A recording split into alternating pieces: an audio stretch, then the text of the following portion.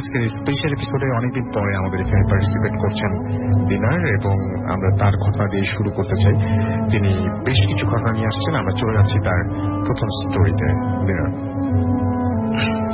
আসসালামু আলাইকুম লিসেনার্স, আমি দিনার, আমি এসেছি লালবাগ থেকে। ধন্যবাদ রাসেল আপনাকে। তো আসলে আমি প্রথম যে ঘটনাটি দিয়ে শুরু করছি, এই বাসা রিলেটেড আমি একটা ঘটনা অনেক আগে একবার বলেছিলাম, তো আমি সরাসরি ঘটনা চলে যাই। এটা হচ্ছে পুরনো ঢাকার কাপ্তান বাজার নামক জায়গার একটি বাসাকে নিয়ে ঘটনা। আচ্ছা। তো বাসাটা হচ্ছিল যখন এটা তৈরি করা হয়, তো বাসার যে ওনার ছিলেন, ওনার প্ল্যান ছিল হচ্ছিল যে এটাকে হসপিটাল বানাবেন। আচ্ছা। তো ওখানকার রাস্তাঘাটগুলো বেশ সরু হওয়ার কারণে তো পরবর্তীতে ওই বিল্ডিংটা তার হসপিটাল করা সম্ভব হয়নি। তারপরে উনি সেটা ভাড়া দিয়ে দেন, এবং বিল্ডিংটা হচ্ছে 7 তলা একটি বিল্ডিং। মোটামুটি সবাই ছিলেন, আমি যে বর্ণনা দিচ্ছি সবাই গেস করতে পারবেন। তো বিল্ডিংটা একটা এল শেপের। আমি সরাসরি ঘটনায় চলে যাই। তো আমাকে ঘটনা যিনি বলেন তার নাম হচ্ছে সুজন ভাই। তো সুজন ভাইয়ের হচ্ছে ফ্যামিলি সবাই সেই বিল্ডিং এ থাকেন, তার স্টিল সেই বিল্ডিংটাতে থাকেন। তো একদিনকার রাতের একটা ঘটনা, ও আসল ভাই আমি একটা জিনিস বলতে ভুল করেছি যে সেই বিল্ডিংয়ে অনেক ভৌতিক ঘটনা আছে। তার মধ্যে একটা আজব একটা ব্যাপার হচ্ছে যে উইদিন 1 ইয়ার্স বা 2 ইয়ার্স সেই বিল্ডিং এ 4টা সুসাইড কমিট হয়, এবং সেগুলোর মানে স্পেসিফিক বা কোনো রিজন জানা যায়নি। তো সুজন ভাই যে ঘটনাটা সেটা হচ্ছে এরকম যে একদিন রাতের বেলা 12টা কি 12:30 সময় হবে, তো ওনারা রুমে ছিলেন। তো ওই রকম সময় হঠাৎ সুজন ভাই ওনার ফ্যামিলি মেম্বার সবাই শুনতে পায় যে ছাদে শাবল বা ভারী লোহা জাতীয় কিছু যদি হাতের থেকে ফেলা হয়, সেটা পড়ার পর যেরকম একটা সাউন্ড হবে এবং বাউন্স হওয়ার পর একটা সাউন্ড হবে, ঠিক এইরকম সাউন্ড হচ্ছে। আচ্ছা। এবং সেটা সাউন্ডটা হতে হতে মনে হচ্ছে যে কেউ একজন মানে বিল্ডিং এর উপরে ঘুরতেছে কন্টিনিউসলি, মানে এক জায়গা থেকে আরেক জায়গায় মুভ করতেছে। তো তারা প্রথমে ভাবেন হয়তো বা ছাদে কোনো কিছু কাজ হচ্ছে, এই জন্য এরকম সাউন্ড আসতেছে। আচ্ছা। তো তার কিছুক্ষণ পর যেটা শুরু হয় যে মাথায় করে ইট তোলার পর অনেকগুলো যদি ফ্লোরে ফেলা হয় যেরকম সাউন্ড হবে, ঠিক ওই রকম সাউন্ড হচ্ছে। তো ওনারা ভাবলেন যে হয়তো বা ওই উপরে ছাদে হয়তো কোনো কনস্ট্রাকশনের কাজ চলতেছে। তো ওনারা সেটা সেভাবে পাত্তা দেয়নি, তখন তারা নতুন আসছে সেই বিল্ডিং এ। তো পরের দিন সকালে সোহাগ ভাই যিনি, তো উনি ভাবলেন যে একটু ছাদে গিয়ে দেখি যে ছাদে কি কাজ হচ্ছে, রাতের বেলা এরকম শব্দ হলো। তো উনি ছাদে গিয়ে দেখেন যে ছাদ নর্মালি, সেখানে মানে যে কনস্ট্রাকশনে যে কোনো কাজ হচ্ছে সেরকম কোনো চিহ্নই নেই। তো উনি তখন সিঁড়ি ঘরও দেখলেন যে যদি মাথায় করে ইট তোলা হয় তো অ্যাটলিস্ট ইটের ময়লা হলেও পড়ে থাকবে, বাট সবগুলো ক্লিন ছিল। তো যাই হোক সেদিনকার ঘটনা। তো তার 2-1 দিন পরের ঘটনা, ওই সুজন ভাইয়ের বাবা, ওনার বিজনেস হচ্ছে পুরান ঢাকাতেই। তো উনি একদিন বেশ রাত করে বাসায় ফিরেন। আচ্ছা। তো বাসাটা হচ্ছে যেটা আমি আগে বলেছি এল শেপের। তো বারান্দাটা বেশ বড়, এবং বারান্দার পাশে হচ্ছিল প্রতিটা ফ্ল্যাটের দরজাগুলো পাশাপাশি। আচ্ছা। তো উনি ঠিক ওনার ফ্লোরে ওঠার পর উনি দেখলেন যে ছোট্ট 9-10 বছর বয়স এরকম হবে, এরকম বয়সের একটা মেয়ে, সে লাল শাড়ি পরে তার ফ্ল্যাটের ঠিক সামনের যে ফ্ল্যাটটা আছে সেই রুমের দরজার সামনে সে ঝাড়ু দিচ্ছে। আচ্ছা। তখন রাত আনুমানিক প্রায় 1:30 কি 2টা এরকম সময় হবে। খুব অদ্ভুত একটা সময় ঝাড়ু দেওয়ার জন্য। জি ভাই। আর ওই বারান্দাটার মধ্যে তখন উনি একাই ছিলেন, আর বেসিক্যালি ওইরকম সময় তো কেউ ঝাড়ু দিবে না। তো উনি খুব টায়ার্ড ছিলেন, তো উনি এসে ঘরে চলে যান। তো ঘরে চলে যাওয়ার পর খাওয়া দাওয়া করেন। তো খাওয়া দাওয়ার পর উনি ওনার ওয়াইফের সাথে ব্যাপারটা শেয়ার করেন যে এরকম পাশের রুমের দরজার সামনে দেখলাম যে ঝাড়ু দিচ্ছে।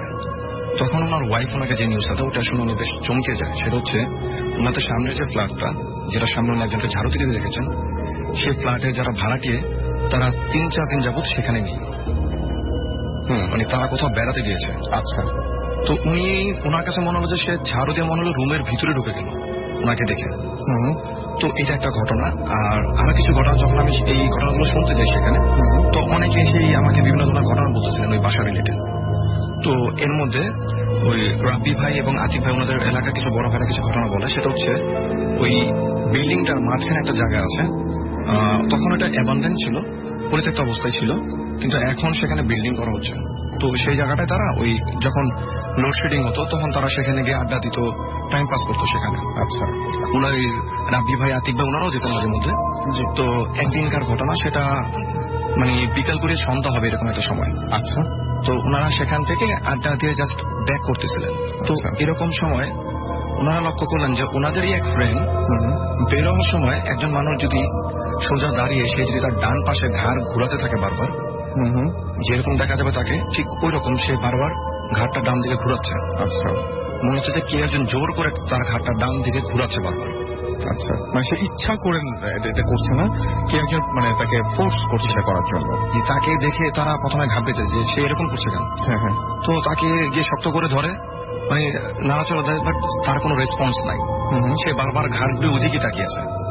তখন তাদের মধ্যে থেকে একজন ফ্রেন্ড প্রথমে লক্ষ্য করে ওই সোহাগ ভাইয়ের বাবা যে মেয়েটাকে দেখেছে সেই বিল্ডিংটার মধ্যে, সেই রকম বর্ণনা সেই অনুযায়ী একটা মেয়ে লাল জামা পরা, অনেক শাড়ির মতো একটা জামা পরা, যে সেই বিল্ডিংটার মধ্যে দাঁড়িয়ে আছে ওই সাইডটার মধ্যে। এটা রাসেল ভাই ওনারা একা দেখেন, ওনারা 4-5 জন ফ্রেন্ড ছিলেন একসাথে। আচ্ছা, সবাই এই জিনিসটা একসাথে এক্সপিরিয়েন্স করে। তো এটা এক্সপিরিয়েন্স করার পর ওনারা সঙ্গে সঙ্গে সেখান থেকে বেরিয়ে যায়। তো এই ঘটনাটা আমাকে ওনারা বলে। তো যখন এই ঘটনাগুলো শুনতেছিলাম, তো ওনাদেরই একজন ফ্রেন্ড উনি পাশ থেকে একটা ঘটনা বলে, সেটা হচ্ছে ওনার বিল্ডিংটা হচ্ছে সেই যে আমি যে বিল্ডিংটার ঘটনা বলছি সেটা থেকে ঠিক বরাবর একটা বিল্ডিং, মাঝখানে আরো দুটা বিল্ডিং আছে, ছোট বিল্ডিং। আচ্ছা, ছাদটা ওনাদের বিল্ডিং ও 7 তলা। তো উনি একদিন ছাদে কবুতর পালেন। তো মাগরিবের সময় এরকম সময় উনি দেখতেছেন, যেটা উনি বললেন যে ওই বিল্ডিং এর উপরে যে টাঙ্কিটা তৈরি করা সেটা বেশ বড়। আচ্ছা, তো উনি দেখতেছেন একটা মেয়ে সাদা জামা পরা, সে টাঙ্কির উপরে হাঁটতেছে এবং সেই মেয়ে, হ্যাঁ, ওনারা অনেকে বলে থাকে যে এই মেয়েটাকে নাকি অনেকেই দেখেছে সেই বিল্ডিং এর। উনি দেখতেছেন যে ওই বড় টাঙ্কির উপরে যে ছাদটা, সে কন্টিনিউয়াসলি উপরে মনে হচ্ছে যে সে দৌড়াচ্ছে। স্বাভাবিক কেউ কিন্তু এরকম এত উপরে, এত হাইটের উপরে উঠে কিন্তু হাঁটবেও না, দৌড়ানো তো অনেক দূরের কথা। তো উনি দেখতেছেন যে উনি মানে কিউরিসিটি নিয়ে দেখতেছেন যে কি করতেছে মেয়েটা। তো উনি রাসেল ভাই একটু পরে যেটা খেয়াল করলেন, বিল্ডিংটা হচ্ছে এল শেপের। তো উনি দেখতেছেন যে সে মনে হচ্ছে স্টেপ দিচ্ছে, সেই স্টেপ দেওয়ার সঙ্গে সঙ্গে মনে হচ্ছে সে বিল্ডিং এর অন্য যে পোর্শনটা আছে সেখানে চলে যাচ্ছে। আচ্ছা, তার মানে বডির তুলনায় মনে হচ্ছে যে তার পা গুলো বেশ লম্বা, সে এক পোর্শন থেকে খুব দ্রুত এক জায়গা থেকে আরেক জায়গায় মুভ করতে পারছে এবং কোনো এফোর্ট দিতে হচ্ছে না। মানে মনে হচ্ছে যে সে জাস্ট একটা স্টেপ দিয়ে একদম ওই একটা পোর্শন থেকে আরেকটা পোর্শনে চলে যাচ্ছে। তো এটা দেখার পর আসলে উনি একটু ঘাবড়ে যায়। স্বাভাবিক। উনি তখন বললেন যে মাগরিবের আজান দিবে এরকম একটা সময়। তো উনি রাসেল ভাই তখন চিন্তা করলেন যে এখন আর ছাদে থাকাটা ঠিক হবে না, তো উনি নেমে যাবেন চিন্তা করলেন। তো রাসেল ভাই যেই উনি ওই বিল্ডিং থেকে জাস্ট নজর ঘুরায়, উনি যে ওনাদের সিঁড়িতে নিচে নামবে, তখন উনি দেখে যে উনি এতক্ষণ যে মেয়েটাকে ওই বিল্ডিং এ হাঁটতে দেখতেছিল সেই মেয়েটা তাদের বিল্ডিং এর সাথে। আচ্ছা, তাদের বিল্ডিং এর ওখান থেকে চলে এসেছে এই বিল্ডিং এ। হ্যাঁ, উইদিন ফিউ সেকেন্ডস। তারপরে সেই ছাদের যে বাউন্ডারিটা আছে সেই বাউন্ডারির মধ্যে সে হাঁটতেছে। মানে ওইখানে স্বাভাবিক কেউ গিয়ে যে হাঁটবে তাও না, অ্যাবসার্ড ব্যাপার এটা। জি। আর আরেকটা ঘটনা রাসেল ভাই ওই বিল্ডিং এর পাশে একটা আমাকে বলে যে আতিক ভাই বলে উনি ছাদে আগে মাঝে মধ্যে কারেন্ট চলে গেলে ছাদে যেতেন। তো উনি কয়েকদিন দেখছেন যে সাদা জামা পরা একটা মেয়েকে বিল্ডিং এর একটা পাশে দাঁড়িয়ে থাকতে।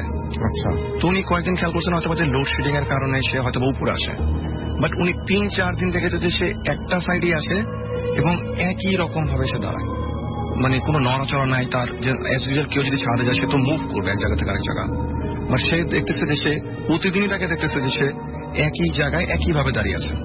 তো একদিন উনি চিন্তা করলেন যে ওনাদের বাসার ছাদের উপরের যে ফ্লোরটা ওইখান থেকে দেখবেন যে এটা আসলে কে, সে প্রতিদিনই এসে এখানে দাঁড়িয়ে থাকে। তো যেই রাসেল ভাই উনি জাস্ট 6 তলা থেকে 7 তলা উঠে ওনাদের বিল্ডিং এর, উনি ওই কয়েক সেকেন্ড 3-4 সেকেন্ড হবে উনি সঙ্গে সঙ্গে দেখলেন যে সেখানে কেউ নেই বলতে গেলে হচ্ছিল উনি এতক্ষণ এই কয়দিন যাকে দেখেছে সেখানে দাঁড়িয়ে থাকতে, সেখানে জাস্ট 2টা পাইপ দেখছেন এখন উনি।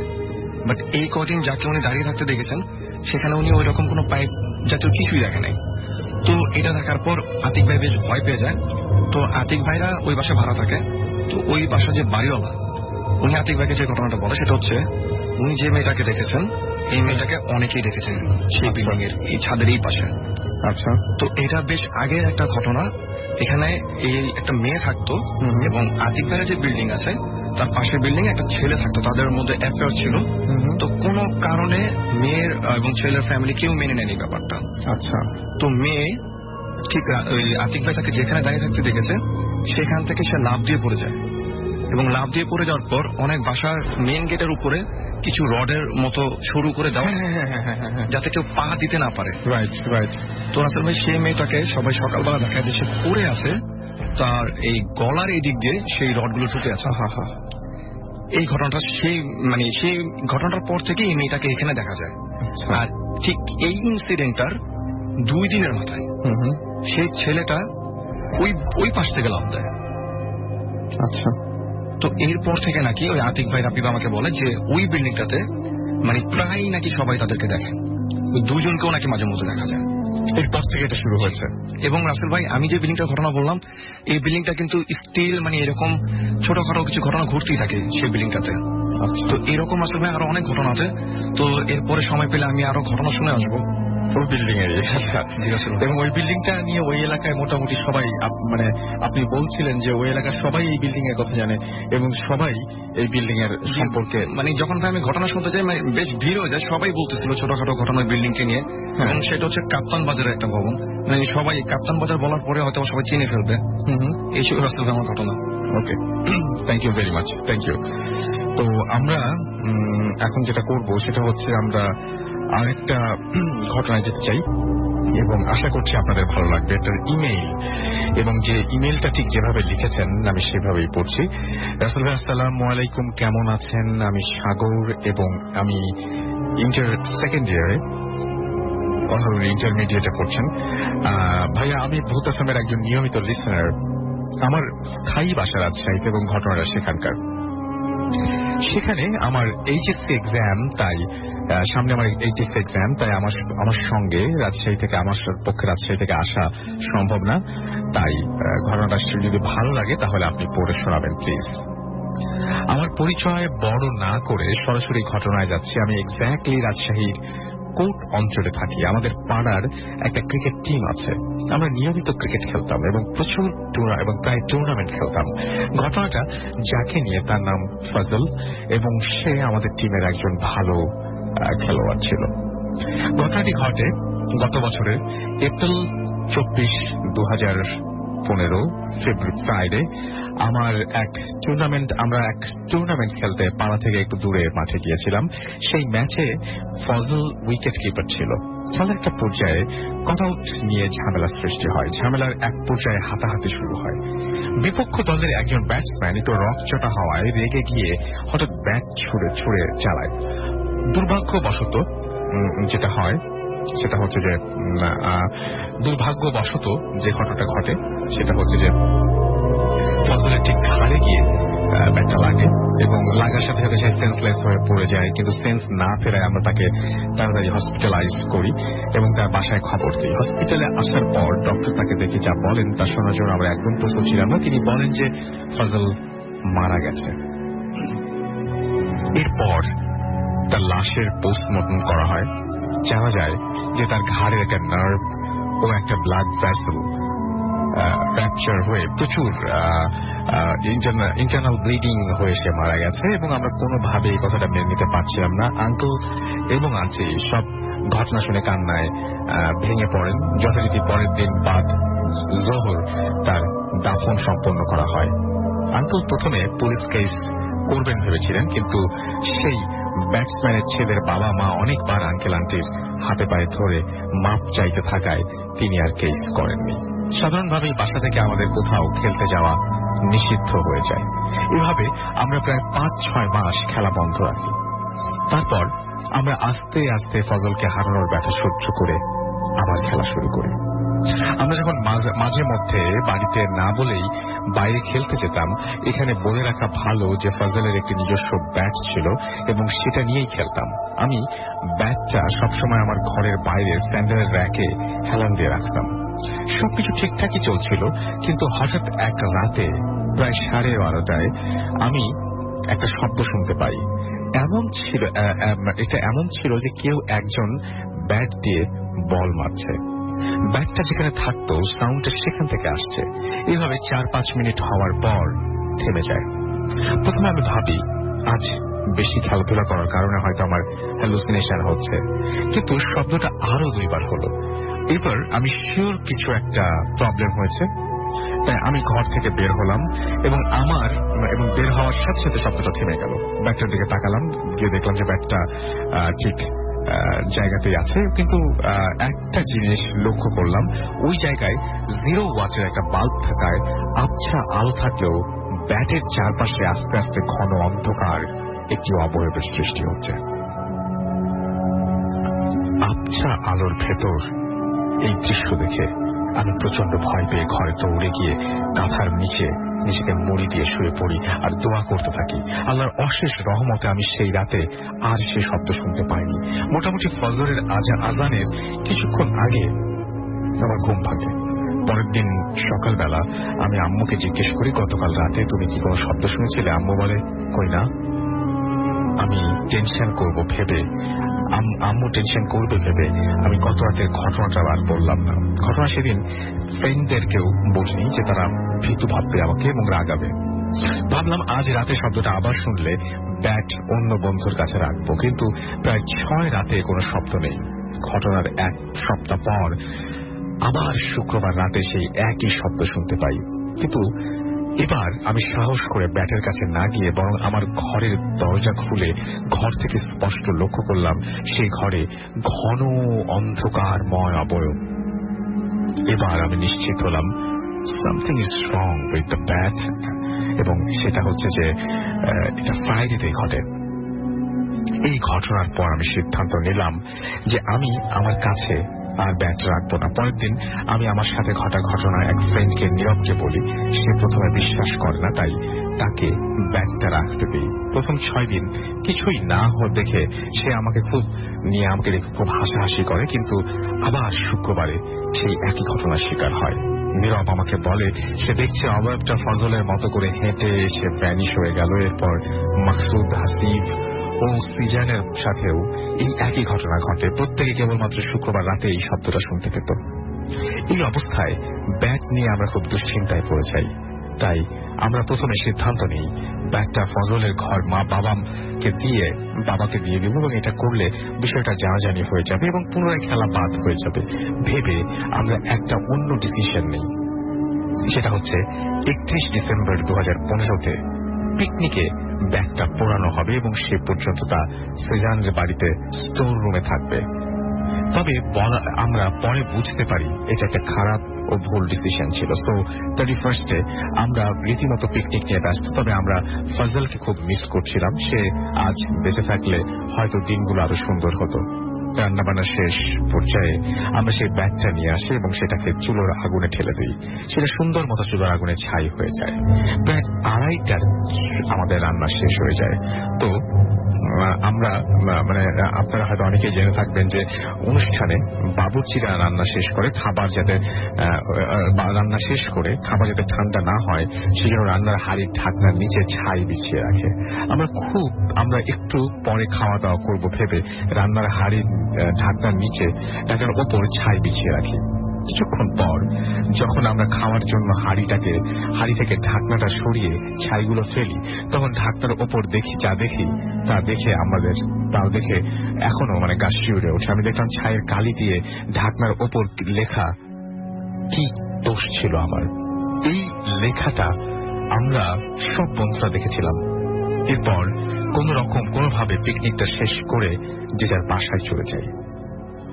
যাই হোক, আমরা যে কত বড় একটা ভুল করেছি তা এখন বুঝতে পারি, আর সেজন্য আমি নিজেকে অপরাধী মনে হয়। আপনারা সবাই ফজলের জন্য দোয়া করবেন। বড় কথা হলো আমি ফজলের এতটাই ক্লোজ ফ্রেন্ড যে আমি ওর ইমেল আইডি পাসওয়ার্ড পর্যন্ত জানতাম, এবং এই ইমেলটা সেই আইডি থেকেই সেন্ড করা হয়েছে। ভাইয়ার সামনে আবার 31 আসছে, কিন্তু আমরা ভেবেছি এবার পিকনিক করবো না। আমাদের তারপরে টিমের নাম দিয়েছেন, এবং যারা অনেকেই ক্রিকেটাররা রয়েছেন এবং অনেকেই হয়তো যারা ক্রিকেট ভালোবাসেন, ক্রিকেটের ফ্যান তো পুরো বাংলাদেশ, ইন্ডিয়া থেকে অনেকে শুনছেন, পুরো পৃথিবীময় ক্রিকেটের ফ্যান রয়েছে, তাদের জন্য এই ঘটনাটা ডেডিকেট করছি। Thank you very much. আমরা ফজলের রুহের মাগফিরাত কামনা করি এবং তার জন্য আমাদের দোয়া থাকলো। একটা কনফিউশন আছে, এটা আমাকে প্লিজ নেক্সট ইমেইলে আপনি কি জানাবেন। পোস্টমর্টম যখন হয় তখন অলরেডি কেস হয়ে গেছে, আই গেস। আপনি বলছেন যে কেস পরে করেনি, আমাদের এই জিনিস একটু ক্লিয়ার করবেন প্লিজ। এনিওয়েজ, আমি এই ব্যাপারটা আমি অতটা জানিও না, বাট আমার কাছে একটু খটকা লেগেছে বলে আমি জিজ্ঞেস করলাম। I might be wrong, but আমাকে একটু ক্লিয়ার করেন তাহলেই হবে। আসসালামু আলাইকুম, আমি রেজা মাওলা। আমি এসেছি মহাখালী ওয়ারলেস গেট থেকে।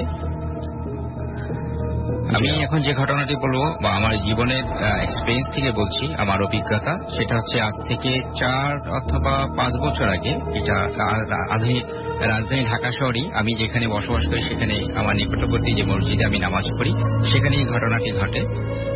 এই কিছু 4-5 বছর আগে আমাদের মহাখালী ওয়ারলেস গেটে যে বড় মসজিদটা আছে সেটা সংস্কার করার জন্য এটা পুরোটা মসজিদ ভেঙে ফেলা হয়, নতুন ভাবে তৈরি করা হয়। তো সেজন্য যে মসজিদের সামনে যে স্কুলের যে ছোট্ট জায়গাটা আছে সেখানে নামাজের ব্যবস্থা করা হয়। নিয়মিত সেখানে জুমা এবং পরবর্তীতে তারাবিও অনুষ্ঠিত হয়। তো আজ থেকে 4-5 বছর আগে যে তারাবি, সেই আমার যে অভিজ্ঞতা হয়েছিল, তারাবি যখন শুরু হয় তখন ওই দিন ছিল একটু বৃষ্টি এবং ঝিরঝির বৃষ্টি এবং কিছু কাদা স্যাঁতস্যাঁতে পরিবেশ। আর ওখানে ছোট্ট পরিসরে মসজিদে প্রায় 100 জনের মতো হবে না নামাজ পড়ার ব্যবস্থা তখন ছিল। তো আমি নামাজ পড়ার সময় আমি ছিলাম কাতারের হয়তো 3 নম্বরে কাতারে ছিলাম। এক কাতার হয়তো 10 জনের বা 12 জনের বেশি হতে জায়গা হতো। সেই হিসেবে আমি তৃতীয় কাতারে, আমার বাঁদিকে একজন পরে একজন মুসল্লি ছিল। সেই মুসল্লিকে তারাবি শুরু হওয়ার পরে তার দিকে আমার দৃষ্টি যায় এবং যাওয়ার পরে আমি একটু আশ্চর্যিত হই, কারণ তার অস্বাভাবিক কালার বা সৌন্দর্য দেখি। এত সুন্দর একজন লোক, যেটা বলবো যে ব্রিটিশের গায়ের রঙের মতো। আমি তাকে তুলনা করতে পারবো ব্রিটিশ একজন স্পিনার ছিল বয়স্ক, যেটা জার্ভিস, তার স্পিচের সাথে। তখন বারবার নামাজ শুরু করার আগে ওর দিকে তাকাচ্ছিলাম এবং ও তখন দেখলাম ওর পরায় ছিল পাঞ্জাবি এবং গলায় ছিল একটা হাইনেক একটা সোয়েটারের মতো, ওটা গলায় পেঁচানো ছিল। এবং আমরা যথারীতি নামাজ শুরু হয়, তারাবি কিন্তু একটু বড় সূরা দিয়ে শুরু হয়, এটা খতম তারাবি। এবং তারাবি শুরু হওয়ার পরে যখন নিয়ত বাঁধা হচ্ছিল তখন ওই ভদ্রলোক নিয়ত বাঁধার পরে একটা মানুষ যেরকম একটা ঢেকুর দিলে একটা শব্দ হয়, এরকম ঢেকুর দিল। সেটা তখন একটা স্বাভাবিক ঘটনা হিসেবে নিয়েছিলাম। নামাজ যখন শুরু হলো চারিদিকে একদম প্রচন্ড ব্যাড স্মেল, পুরো ইয়েটাতে সবাই অস্বস্তি বোধ করতে লাগলো। হয়তো বৃষ্টির দিনে সবাই ভেবেছিল যে হয়তো এটা এরকম হতে পারে, আশেপাশে নর্দমার গন্ধটন্ধ হয়তো আসতে পারে, কিন্তু এটা তীব্রতা বাড়তেই লাগলো। নামাজ শুরু যখন চলতে থাকলো, এক পর্যায়ে ওই লোকটা আরো একটা বিকট ধরনের একটা ঢেকুর তুলল। তারপর পরিস্থিতি সম্পূর্ণ বিপরীত হয়ে গেল। পরিস্থিতি, পুরো পরিবেশটা একটা মানে খেজুরের রস দিয়ে পায়েস তৈরি করলে যেরকম একটা পরিবেশ হয়, সুন্দর একটা গন্ধ, সে স্মেলে সবাই আবার পেছনে সেই ব্যাড স্মেলের কথা ভুলে গেল। যথারীতি তারাবি 4 রাকাত খুব কম করে হলো 12 থেকে 15 মিনিটের মতো হয়ে থাকে। তারাবি যখন শেষ হলো তখন আমার মনোসংযোগ, তখন তারাবির সময় নর্মালি কিন্তু আমরা কনসেন্ট্রেশনটা দিতে হয় সূরার দিকে, তখন বারবারই ওই লোকটার কথাই মনে হচ্ছে আর বারবার দুটো গন্ধের স্মেলের কথা আমার মনে হচ্ছিল। যথারীতি তারাবি যখন মাঝখানে 4 রাকাত পরে যখন শেষ হয়, 4 রাকাত শেষ হওয়ার পর একটা ব্রেক দেওয়া হয়, ওই ফিরে দেখলাম যে আমার পরবর্তী ওই কাতারে ওই লোকটি নেই। এখন কথা হলো, সাথে সাথে আমি দেখলাম আরো একজন লোক এসে ওই ফিলিং দ্য ব্ল্যাঙ্কস, যেটা শূন্যস্থানটা পূরণ করে দিল। কিন্তু নামাজ যতক্ষণে ছিল আমার তখন লাগলো যে এত সুন্দর এই ব্যক্তিটা এই নামাজের ভেতরে কোথায় হাওয়া হয়ে গেল। এই ছিল আমার এই বাস্তবিক এই আধুনিক ঢাকায় একটা অভিজ্ঞতা। কতদিন আগের ঘটনা এটা? 4 থেকে 5 বছর আগে এই থ্যাংক ইউ ভেরি মাচ। আপনার ঘটনার জন্য আপনাকে অনেক ধন্যবাদ। আমরা চলে যাবো আবারও দিনার হোসেনের কাছে এবং তার সেকেন্ড ঘটনাটা আমরা শুনবো। এটা একটা লম্বা স্টোরি হবে, আমাদের সঙ্গে থাকুন। স্টেজিং ফর ইউর ফুর্তি অ্যান্ড ডোন্ট স্টপ দ্য ফুর্তি। ধন্যবাদ আপনাকে। আমি এখন যে ঘটনাটা শেয়ার করছি এটা আমাকে জনি ভাই বলেছেন। তো জনি ভাই ঘটনাটি যেভাবে বলেছেন আমি ঠিক সেভাবে শেয়ার করছি। তো ঘটনাটি ঘটেছে হচ্ছিল 2012 শেষের দিকে। তো তখন শীতকাল ছিল। তো জনি ভাই আর আরো 3 জন ফ্রেন্ড, টোটাল ওনারা 4 জন ঢাকা থেকে মানিকগঞ্জের হরিরামপুর নামক জায়গায় ওনার এক ফ্রেন্ডের বাসা বেড়াতে যায়। আচ্ছা, তো সেখানে তাদের আরো 2 জন ফ্রেন্ড ছিলেন। তো প্রথম দিন জনি ভাই তার ফ্রেন্ডসরা ওই যার বাসা যায় তার নাম হচ্ছে সাগর ভাই। তো সাগর ভাই বাসায় স্টে করে। তো পরের দিন তারা যেটা করে যে সাগর ভাইয়ের যিনি চাচা আছেন তার বাসাটা হচ্ছে ওই হরিরামপুর বাজারেই। তো তারা চিন্তা করে যে তারা এখানেই থাকবে। তো সেই বাসাটা হচ্ছিল নিচের দিকে কিছু দোকান আছে এবং সেকেন্ড ফ্লোরে হচ্ছিল একটা ব্যাংকের ব্রাঞ্চ এবং থার্ড ফ্লোরে কিছু রুম করা, মানে ঢাকার থেকে গেস্টরা গেলে সেখানে থাকে। তো সেকেন্ড দিনে যে ঘটনা সেটা হচ্ছে যে রাতের বেলা, তখন 9:30 হবে এরকম সময়, তারা খাওয়া দাওয়া করে ওই সাগর ভাইয়ের বাসার থেকে একটু ভিতরে ছিল হরিরামপুর বাজার থেকে তারা এই বাসাটার দিকে আসতে থাকে। তো তারা বাসায় আসে, তখন ওই বাসার যে কেয়ারটেকার আছে উনি তাদেরকে চাবিটাকে বুঝে দিয়ে চলে যায়। তো তারা রুমে উঠে, তো রুমে ওঠার পর অনেকক্ষণ গল্প টল্প করার পর তারা ভাবলেন যে একটু বাইরে গিয়ে হাঁটবেন। মোটামুটি ভালো ঠান্ডাই ছিল তখন। তো তারা সবাই রুম থেকে বের হয়, তো বের হয়ে তারা হাঁটতে থাকে। তো তখন মোটামুটি ওই বাজারের মধ্যে কেউ ছিল না, মানে সব দোকান বাজার ছিল সব বন্ধ হয়ে গেছে এবং সবাই বাসা চলে গেছে। রাত তখন 10টা 10:30 এরকম সময়। তো ওনারা হাঁটতে হাঁটতে ঠিক ওই বাজারটার শেষ প্রান্তে আসে। তো আসার পর ওই সাগর ভাই যিনি ছিলেন তাদেরকে বললেন যে তার সাথে ওই একটা ক্ষেতের মধ্যে নামতে বললেন। আচ্ছা, তো তারা সবাই ওই মূল সড়ক থেকে ক্ষেতের মধ্যে নামলেন। তো নেমে তারা হাঁটতেছিলেন ক্ষেতের আইলের উপর দিয়ে। তো হাঁটতে হাঁটতে একটু দূরে যাওয়ার পর বিশাল বড় চক। তো তখন সাগর ভাই তাদেরকে বিভিন্ন ঘটনা বলতেছিলেন ওই এলাকা রিলেটেড। উনি মুরব্বীদের মুখ থেকে যেরকম ঘটনা শুনেন যে ওই এলাকার মুরব্বীরা বলে যে মাঝে মধ্যে নাকি এই চকের মধ্যে দিয়ে একজন লোককে ঘোড়া চালিয়ে যেতে দেখা যায়। আচ্ছা, এবং সেটা হচ্ছে কি 2 সেকেন্ড কি 3 সেকেন্ড এরকম সময়ের মতো। তারপর আবার সে মনে হচ্ছে যে শূন্যের মধ্যে আবার মিশে যায়। তো এইটা নাকি সে এলাকা অনেকেই দেখেছে। তো যাই হোক, এরকম অনেক ভৌতিক ঘটনা তারা শুনতেছিল এবং হাঁটতেছিল। তো একজনের পর একজন এভাবে হাঁটতেছে তারা। তো একটা সময় জনি ভাইয়ের একটা ফ্রেন্ড আবির ভাই, উনি পিছন থেকে জনি ভাইয়ের কাঁধে হাত দিয়ে থামতে বললেন। তো উনি থামে পিছনে তাকালেন, দেখলেন যে কালো কুচকুচে কালো রঙের কিছু একটা তাদের পিছনে পিছনে হাঁটতেছে। তো ওনারা বেশ একটু খেয়াল করে দেখলেন যে অনেকটা কুকুর বা শিয়াল এই জাতীয় কিছু একটা হবে, তাদের পিছনে পিছনে হাঁটতেছে। তো তারা ভেবে নিলেন হয়তো বা কুকুর বা শিয়াল এরকম কিছু একটা হবে, তো থাকতেই পারে সেখানে, তারা ভেবে নেন। তো তারা হাঁটতে থাকে। তো বেশ খানিকক্ষণ হাঁটার পর তারা সেই চকের প্রায় শেষ প্রান্তে চলে আসে। আচ্ছা, তো তারা দূরে থেকে দেখা যায় বেশ উঁচু একটা জায়গা। তো ওইখানে তারা সবাই একসাথে উঠে। তো ঠিক উঠার পর তারা দেখলো যেটা, যে সেটা হচ্ছে তাদের গ্রামের একটা শ্মশান। তো সাগর ভাই যেটা বলে যে এটা হচ্ছে তাদের গ্রামের অনেক বেশ পুরাতন একটা শ্মশান এবং শ্মশানটার পাশ ঘেঁষেই হচ্ছিল নদী। আর সেখানে বাসা বাড়ি বলতে গেলে আশেপাশে কিছুই নেই, সব বেশ দূরে দূরে বাসা। তো সেখানে তারা কিছুক্ষণ গল্প টল্প করে। তো গল্প টল্প করার পর তারা চিন্তা করলেন যে এবার তারা ব্যাক করবে বাসার দিকে। তো তারা বাসার দিকে ব্যাক করতেছিলেন, তখন জনি ভাই যিনি উনি সবার পিছনে ছিলেন। তো ওনারা যখন সেই শ্মশান থেকে নামতেছিলেন এবং সেই শ্মশানটা কোনো বাউন্ডারি ছিল না, উনি নামার সময় খেয়াল করলেন যে মনে হলো যে কালো কিছু একটা তার পিছনে পিছনে সেই শ্মশান থেকে নামতেছে। তো উনি ভাবলেন যে আসার সময় যে জিনিসটা দেখেছে সে ওইটাই হবে, কুকুর বা শিয়াল। তো হাসতেছে উনি। তো উনি খেয়াল করলেন যে ভারী কোনো বস্তা যদি মাটির উপর দিয়ে টেনে নিয়ে যাওয়া হয় যেরকম একটা সাউন্ড হবে, ঠিক মনে হচ্ছে এরকম একটা সাউন্ড আসতেছে পিছন থেকে। তো উনি পিছনে ফিরে তাকিয়ে খেয়াল করলেন যে মনে হলো কিছু একটা জিনিস তাকে দেখে নিচু হয়ে গেছে যাতে সে দেখতে না পারে।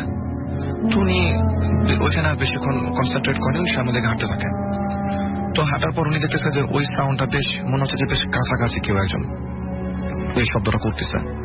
তখন জনি ভাই, আবির ভাই এবং আরেকজন ফ্রেন্ড ছিল, তারা তিনজনই সেখানে দাঁড়ায়। ওরা তিনজন দেখে যে রাসেল ভাই যদি কারো পায়ে প্যারালাইজড হয়ে যায়, সে যদি 2 হাতে ভর দিয়ে হাঁটলে যেরকম দেখাবে, মানে এইরকম একটা ফিগার আমার করে দিতে আসছে। জি, 2 হাতে ভর দিয়ে তাদের দিকে আসতেছে। তো তারা যে কারোর সাথে শেয়ার করবে বা কিছু বলবে যেটা কি জিনিস, বা সামনে যারা চলে গেছে তাদেরকে ডাক দেবে, তো এইরকম তারা কিছু বুঝে উঠতে পারতেছিল না যে এক্স্যাক্টলি ওই সময় কি করবে। তো তারা যেটা করলো যে সবাই যেরকম মানে যে যেমন দৌড় পারে তারা পড়তে লাগলো এবং পড়তে পড়তে সামনের দিকে প্রায় খুব দ্রুত গতিতে হাঁটতে লাগলো। তো হাঁটতে হাঁটতে একটা সময় তারা খেয়াল করতেছে যে সেই জিনিসটা তাদের পিছনে না, তাদের থেকে 3 কি 4 ফিট দূরত্বে তাদের পাশাপাশি সেই জিনিসটা হাঁটতেছে, মানে পেছন থেকে আস্তে আস্তে পাশাপাশি চলে আসছে এবং সেটা 2 হাতে ভর দিয়ে হাঁটতেছে মনে হচ্ছে। এবং তারা দেখলেন যে ওইটার যে বডিটা ছিল, বডির তুলনায় মাথাটা বেশ ছোট, মানে মনে হচ্ছে যে বেশ ছোট একটা মাথা এবং বোঝা যাচ্ছে না যে আসলে জিনিসটা কি। আচ্ছা, তো ওনারা সামনে ওনাদের যে ফ্রেন্ডরা ছিল তারা রাস্তার উপরে উঠে গেছে এর মাঝখানে ভয়। হ্যাঁ, মানে ওনারা এটা খেয়ালই করেন, ওনারা অনেক সামনে ছিল। তো জনি ভাইয়ের মাঝখানে 2-3 বার থামার কারণে তারা পিছিয়ে যায়। তো ওনারা কোন রকম মূল সড়কে উঠার পর ওনারা রাস্তার এক পাশ থেকে আরেক পাশে চলে আসে। তো ওনারা যে পাশে এসে দাঁড়ায় সে পাশে একটা কালী মন্দির ছিল। তো ওনারা সেখানে উঠে দেখতেছেন যে ওই জিনিসটা নিচের থেকে উঠে ঠিক রাস্তার ওই পাশে দাঁড়িয়ে আছে, আর ওনারা হচ্ছে ফ্রেন্ডসদেরকে নিয়ে কালী মন্দিরের সামনে দাঁড়িয়ে আছে। তো ওই জিনিসটা হয়তোবা উনি বলেন যেটা যে হয়তোবা মন্দির থাকার কারণে সেই জিনিসটা হয়তোবা সামনে আসতেছিল না, এরকম কেমন কিছু। তো ওনারা সামনে থেকে হাঁটতে থাকে। তো ওনারা সামনে এসে ওই ফ্রেন্ডদেরকে কিছু বলেনি যাতে তারা হয়তো ভয় পেতে পারে। তো ওনারা চিন্তা করলেন যে তাড়াতাড়ি বাসায় চলে আসবেন। তো ওনারা হাঁটতে লাগলেন। তো হাঁটতে হাঁটতে হাঁটতে হাঁটতে ঠিক সে বাজারের কাছাকাছি একটা পুকুর আছে। তো ওনারা চিন্তা করলেন যে হাত পা ধুয়ে একেবারে রুমে চলে যাবে। তো সাগর ভাই যিনি, ওনার হাতে টর্চ লাইট ছিল, উনি সবার সামনে। তো ওনারা সবাই একসাথে হাঁটতেছেন। তো সবাই, সাগর ভাই আরো যে একজন, ওনারা খেয়াল করলো যে সবুজ রঙের কিছু একটা হবে, সাপ বা এই জাতীয় কিছু একটা। মনে হলো যে তাদের পা সামনে থেকে এসে পিছনের দিকে চলে গেল। ওকে, তো এটা মানে সবাই খেয়াল করছে। তো উনি সঙ্গে সঙ্গে টর্চ নিয়ে পিছনে ঘোরার পর দেখতেছেন যে রাস্তার মধ্যে কিছুই নেই। মানে যদি ওখানে কোনো ঝোপঝাড় ছিল না যে কোনো সাপ হলে যে ঝোপঝাড়ে ঢুকে যাবে, তাকে দেখতে পাওয়া যাবে না। তো রাস্তার ভাই তারা তাড়াহুড়া করে হাত মুখ ধুয়ে ওনারা রুমে চলে আসে। আচ্ছা। তো সেই বিল্ডিং এর দুইটা কলাপসিবল গেট ছিল, একটা নিচতলা এবং একটা ছিল দুইতলা ব্যাংকের একটা কলাপসিবল গেট ছিল। তো ওনারা তালা খুলে উপরে চলে আসে। তো রুমে আসার পর সাগর ভাইকে পুরো ঘটনাটা খুলে বলে যে ওনারা শ্মশানে এটা দেখেছে। তো উনিও বলে যে এরকম জিনিস নাকি আগেও অনেকে দেখেছে সেই চকের মধ্যে, ক্ষেতের মধ্যে। তো তাদের কারো চোখে আর কোনো ঘুম নেই, তারা নিজেরা কথা বলতেছিল। তো তখন তারা সবাই এক রুমে স্টে করতেছিল ভয়ের কারণে। তো রাত 3টা, আনুমানিক 3টা কি 3:30 এরকম একটা সময় শুনতেছে যে তারা বাসা যে কেয়ারটেকার, সে নিচের থেকে বলতেছে যে টাঙ্কিতে পানি তুলতে হবে, সাগর ভাই চাবিটা নিয়ে আসেন। আচ্ছা, ঠিক এইটা বলে একবার। তো এটা বলার পর জনি ভাই আর ওনার ফ্রেন্ডরা বলে যে ওই কেয়ারটেকার মনে হয় নিচে আসছে। তো তারা জানলা দিয়ে তাকিয়ে দেখে যে নিচে একজন লোক দাঁড়িয়ে আছে। তারা বুঝেন যে হয়তো কেয়ারটেকারটাই হবে। তো তখন সাগর ভাই যিনি, যার চাচার বাসা, উনি মানে ঘুমিয়ে পড়েছেন কিছুটা। তো তাকে ডাক দেয়। তো ডাক দিয়ে বলতেছে যে এরকম ওই কেয়ারটেকার নিচে আসছে পানি তোলার জন্য। তো সে বলে যে এত রাতে তো কেয়ারটেকার কখনো পানি তুলতে আসবে না। এবং সে বলে যে উনি বিকাল 5টা-6টার দিকে পানি তুলে চলে যায়। আচ্ছা। তো উনি বলে, ও তো বাকিটা বলতেছে যে আমার তো নিচে দাঁড়িয়ে আছে দেখলাম। তো এটা শোনার পর সাগর ভাই জানলা দিয়ে বাইরের দিকে তাকায়। তো তাকার পর দেখতেছে যে নিচে কেউই নেই। তো ঠিক রাসেল ভাই ওই সময় সেম ওই গলায় যেটা ভেসে আছে, তারা সবাই শুনে একসাথে, যে বলতেছে যে আমি ছাদের উপরে, সাগর ভাই চাবি নিয়ে ছাদে আসেন। আচ্ছা। এটা শুনে রাসেল ভাই তারা সবাই মানে ফ্রিজ হয়ে যায় সেখানে। যে সেটা হচ্ছে যে চাবি যেটা ছিল সেটা কেয়ারটেকার অলমোস্ট তাকে দিয়ে চলে যায় বাসায়। আর সে যদি ছাদে চলেই আসে তাহলে কিন্তু তার চাবির কিন্তু কোনো প্রয়োজন হবে না। রাইট। তো এটা রাসেল ভাই শোনার পর তার সবাই বেশ ভয় পেয়ে যায়। তখন আর তারা কেউই ঘুমায়নি। তো অ্যাজ ইউজুয়াল তারা সকাল 7টার দিকে আলো হওয়ার পর তারা বের হয় রুম থেকে। তো নাস্তা করার পর ওই কেয়ারটেকার আসে। তো তাকে জিজ্ঞেস করা হয় যে সে কি এরকম রাত 3টা বাজে আসছিল নাকি পানি তোলার জন্য। সে যেটা বলে যে সে সব সময় ওই মাগরিবের সময় পানি তুলে এখানে সব মানে কাজ যেগুলো থাকে সেগুলো করে উনি চলে যায় বাসা থেকে। উনি তবে আসেনি আসেন ভাই। এবং এই ঘটনা ঘটার পর জনি ভাই এবং ওনার সব ফ্রেন্ডস ভাই সেদিনই ঢাকায় ব্যাক করে। কিন্তু এইটার কোনো রহস্যে কোনো কারণ জানতে পারা যায় না তখন, না? না আসলে ভাই ওই শ্মশানে যেটা তারা দেখেছে এইটা নাকি ভাই প্রায় নাকি অনেকেই দেখে সেখানে। কিন্তু ওই বিল্ডিং এ তারা যার গলা শুনেছে এটা পরবর্তীতে জানা যায় নাই। থ্যাংক ইউ ভেরি মাচ ডিনার আপনার সেকেন্ড ঘটনার জন্য। আশা করছি আপনাদের ভালো লাগছে। থ্যাংক ইউ রাসেল ভাই। আসসালামু আলাইকুম লিসেনার্স, আমি মুহিম। আমি আসছি শুক্রবার ধানমন্ডি থেকে। বর্তমানে আমি স্ট্যান্ড ইউনিভার্সিটিতে পড়তেছি। আমরা ঘটনায় চলে যাই। ঘটনাটা আমার এক চাচার কাছ থেকে শোনা। তো উনি আর কি গ্রামে ভ্যান চালাতেন। ওনাদের গ্রামে উনি আর কি ভ্যান চালাতেন, লাশ বহনের কাজ করতেন আর কি ভ্যানে। তো মানে উনি একদিন রাতে, ওনার কাছে একটা ফোন আসে রাত্রে আনুমানিক 8টার দিকে। ওনাকে বলা হয় যে একটা লাশ নিয়ে যাওয়ার জন্য, পোস্টমর্টম ঘরে নিয়ে যাওয়ার জন্য বলা হয়। আচ্ছা। তো উনি আর কি চলে যান সেখানে লাশটাকে নিয়ে, চাচে মরানো একটা লাশটাকে নিয়ে। তো চাচা রওনা দেন লাশ কাটা ঘরের উদ্দেশ্যে। তো সেখানে পৌঁছাতে চাচা রাত 9টা বেজে যায় আর কি। তো রাত্রে 9টার দিকে চাচা ওখানে পৌঁছায়। সেখানে পৌঁছানোর পর চাচা দেখে যে ডোম আর কি সেখানে দাঁড়ায় আছে। তো চাচাকে দেখে ডোম বলে যে কি ব্যাপার রহিম মিয়া, চলে আসছো? চাচার নাম ছিল আর কি রহিম। তো বলে যে কি ব্যাপার রহিম মিয়া, চলে আসছো? তো বলে যে চলো আমরা দুজন মিলে লাশটাকে ভিতরে ঢোকাই।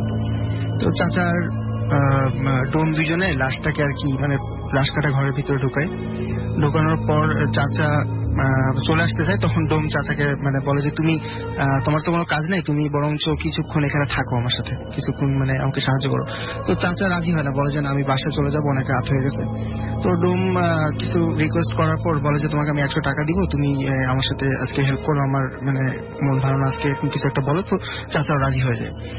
তো এক পর্যায়ে ওই ডোম যখন আর কি লাশটাকে কাটতেছিল, মানে ওই লাশটা ছিল একটা মূলত যুবতী একটা মেয়ের লাশ ছিল। তো মেয়েটা আর কি চেহারা অনেক সুন্দর ছিল।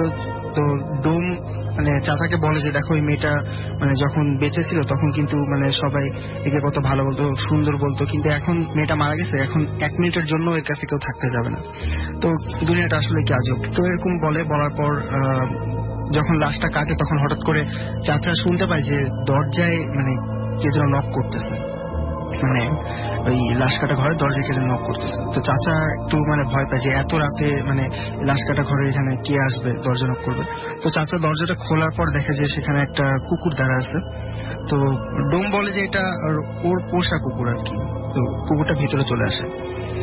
আসার পর ওই মেয়েটার চর্বি কেটে কেটে মানে নিচে একটা বালতির মধ্যে রাখা হচ্ছিল। তো চাচা দেখতেছিল এই জিনিসগুলা। তো হঠাৎ করে নিচ থেকে মানে খাওয়ার শব্দ আসে, এরকম একটা মানে খেলে যেরকম আওয়াজ পাওয়া যায়, চাবানোর আওয়াজ পাওয়া যায়, তো এরকম।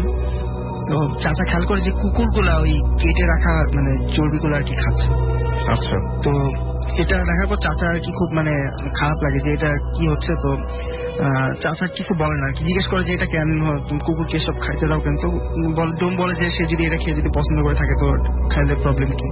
তো চাচা চলে যেতে চায়, তারপরও ডোম বলে যে আচ্ছা ঠিক আছে, তুমি কিছুক্ষণ ওয়েট করো। তখন চাচার আরেকটা ফোন আসে যে কোন এক জায়গায় চাচাকে ডাকা হয়। তো চাচা বলে যে আমার একটা ফোন আসছে, আমি চলে যাই, মনে হয় আরেকটা কাজ আছে কোনো। তো ডোম বাধা দেয়, বলে যে তুমি আর কিছুক্ষণ পরে যেও। এটা বলে ডোম আর কি করে একটা মানে মাংসের দলা কেটে নিয়ে ওই লাশ কাটা ঘর থেকে বাইরে বের হয়। তো বাইরে বের হওয়ার পর চাচা বলে যে কোথায় যাচ্ছ? তখন ডোম বলে যে আমি একটু বাইরে যাচ্ছি, তুমি এখানে থাকো, আমি আসতেছি। তো চাচা অনেক ভয় পায় যে মানে একা একা একটা লাশ মানে লাশের সাথে মানে এরকম। তো ওই ডোম আর কি লাশের একটা মানে লাশের থেকে একটা মাংসের টুকরা নিয়ে বাইরে চলে যায়, কুকুরটাও পিছনে পিছনে চলে যায়। তো চাচা আর কি লাশটাকে দেখে চাচা অনেক ভয় পাচ্ছিল। তো চাচা বলে যে আমি ওই চাষ দিয়ে মানে মুখটা ঢেকে রাখি, মানে দেখতে আমার অনেক ভয় লাগতেছিল। তো এই সময় হঠাৎ করে মানে বাইরে থেকে কিছু কান্নাকাটির আওয়াজ আসে। তো চাচা চিন্তা করে যে কি ব্যাপার, বাইরে কান্নাকাটির আওয়াজ কেন? চাচা আর কি বাইরে বের হয়ে দেখে যে এরকম 2-3 জন মানুষ একটা লাশ নিয়ে আসতেছে মানে ঘরের দিকে, এবং সাথে মানে কিছু পুলিশ আছে 2-3 জনের মতো।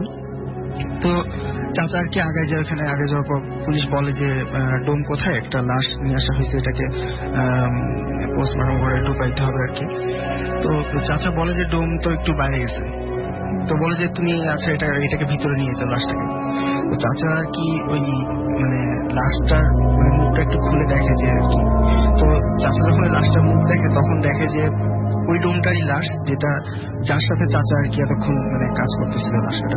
এবং ওই মেয়েটা তখনও আছে, মেয়েটার লাশ তখন ঘরের মধ্যে ছিল, আর ডোমটা তার বেশ আগেই মারা গিয়েছে।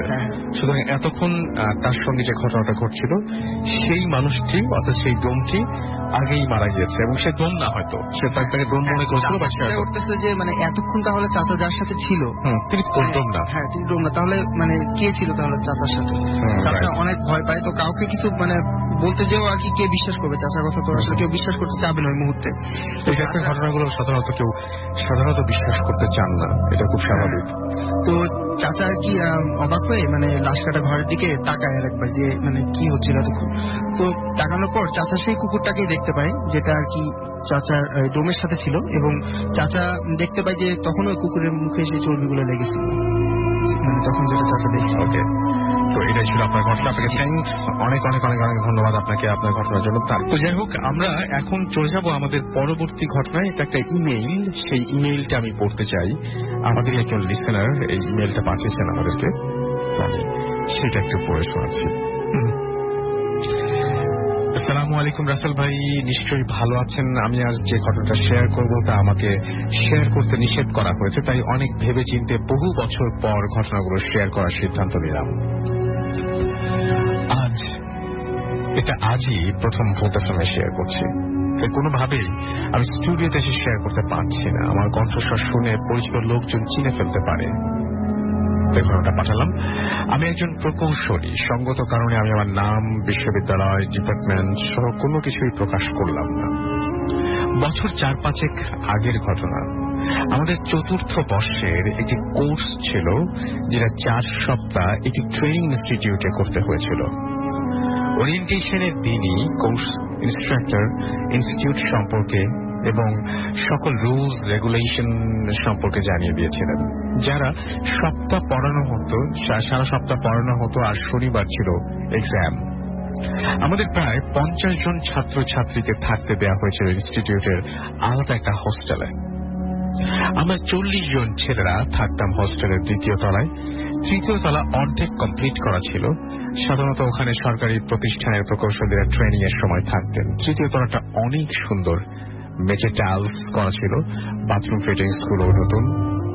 ওখানে একটা পত্রিকা রুমও ছিল, টাইট স্কেজুল থাকার, আর সকাল 8টা থেকে 4:30 পর্যন্ত ক্লাস করার পরে বিনোদন বলতে আমরা ইনস্টিটিউটের মাঠে ফুটবল খেলতাম।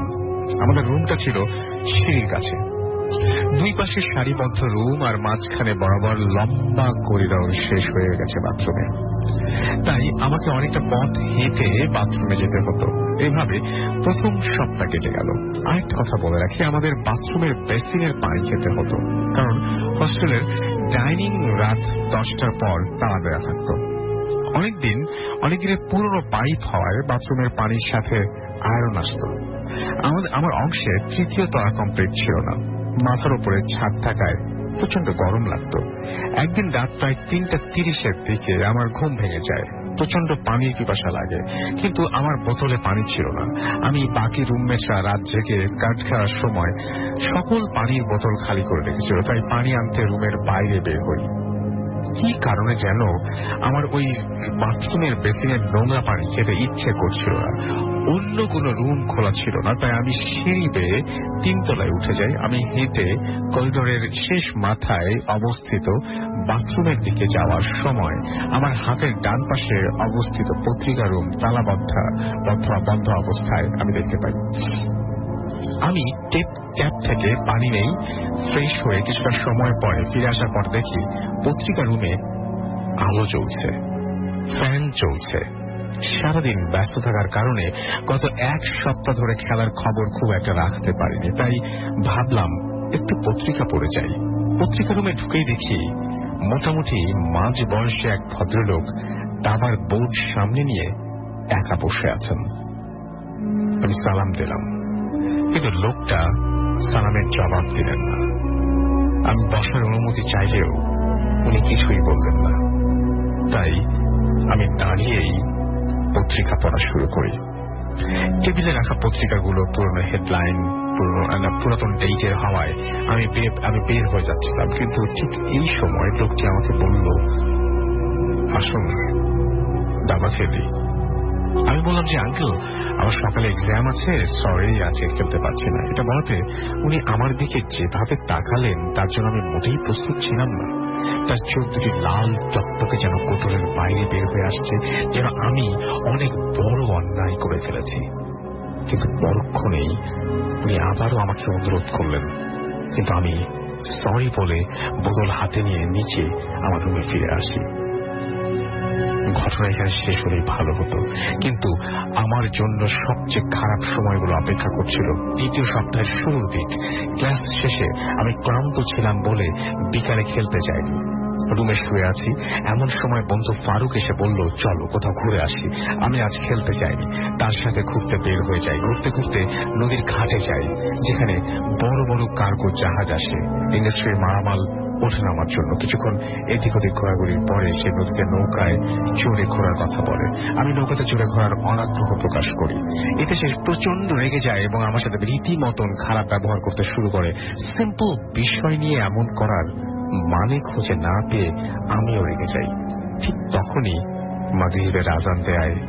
2 জন মিলে মসজিদে যাই। সে উজু করতে গিয়ে আর ফিরে না আসায় নামাজ শেষ করে আমি একাই হোস্টেলে চলে আসি। এসে দেখি আমার বন্ধু ফারুক বিছানায় শুয়ে আছে। সে জানায় ফুটবল খেলার সময় তার পা মচকে গেছে। তাহলে সারা বিকেল আমার সাথে কে ছিল? আমার সাথে ঝগড়া হওয়ায় ও বোধহয় এভাবে বলছে ভেবে কিছু না বলে পাশের রুমে চলে যাই। কিন্তু আমার অন্য বন্ধুরাও তার পা মচকানোর সত্যতা নিশ্চিত করে।